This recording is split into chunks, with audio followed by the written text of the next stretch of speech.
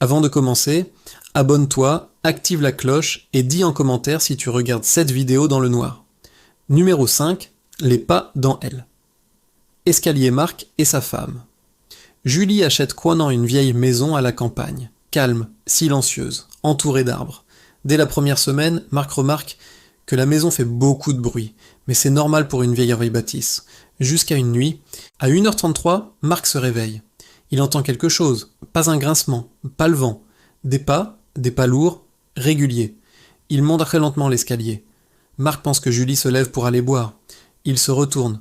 Julie dort, les pas continuent. Il monte marche après marche, puis s'arrête devant la chambre. Silence total. Marc n'ose pas bouger. Après plusieurs minutes, les pas redescendent. Le lendemain, Marc en parle à Julie. Elle lui dit qu'elle aussi entend des bruits la nuit, mais elle croyait que c'était lui. Les nuits suivantes, les pas reviennent, toujours à la même heure, toujours plus proches. Marc installe une caméra.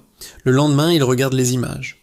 À 1h33, une forme noire apparaît en bas de l'escalier. Elle monte lentement. Quand elle arrive au palier, la caméra se coupe.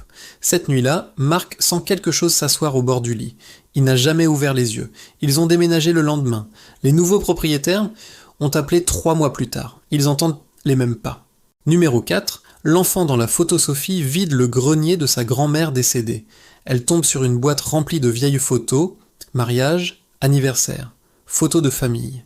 Une photo attire son attention. Un petit garçon debout dans un couloir sombre. Il n'apparaît sur aucune autre photo. Sophie montre la photo à sa mère. Elle ne reconnaît pas l'enfant, personne ne le reconnaît. Sophie garde la photo, elle la pose sur sa commode.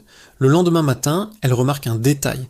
L'enfant est plus proche, très légèrement. Elle compare avec une photo prise la veille. Ce n'est pas une illusion. Chaque jour, l'enfant se rapproche. Son visage devient plus net, ses yeux sont noirs. Une nuit, Sophie se réveille. Elle entend des pas d'enfant. Elle ouvre sa porte. Le couloir est vide. Le lendemain, la photo est vide.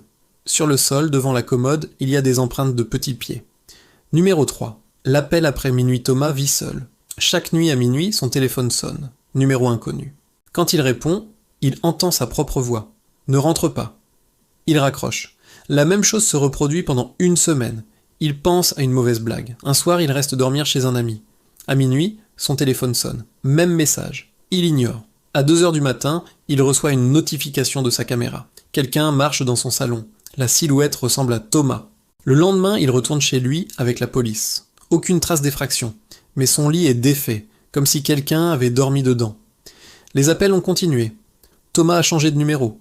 Mais il entend toujours son téléphone sonner la nuit. Même éteint. Numéro 2. Le reflet, Kien, était pas Moemma, remarque que son reflet a parfois un léger retard. Quand elle bouge la main, le reflet bouge une seconde après. Elle pense à la fatigue. Puis un soir, elle cligne des yeux. Le reflet ne cligne pas. Il la regarde. Le lendemain, le reflet sourit sans qu'elle sourie. Puis il commence à bouger seul. Il lève la main. Il incline la tête. Emma commence à éviter les miroirs. Mais elle sent parfois quelqu'un la regarder. Un matin, sur le miroir embué, « Laisse-moi sortir ». Emma est hospitalisée. Elle ne parle plus. Elle ne se regarde plus jamais. Numéro 1. Il dormait dans ma maison. Lucas vit seul.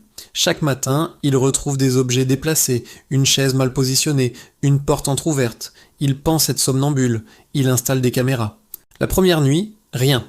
La deuxième nuit. À 3h12, un homme sort du placard de la cuisine. Il ressemble exactement à Lucas. Il ouvre le frigo, il mange, il s'assoit sur le canapé, il regarde la caméra. Lucas ne dormait pas chez lui cette nuit-là. Les images s'arrêtent. Lucas a quitté la maison. Les caméras enregistrent encore. La silhouette est toujours là. Si ces histoires t'ont glacé le sang, abonne-toi, laisse un like, partage cette vidéo. Dis en commentaire laquelle t'a le plus traumatisé.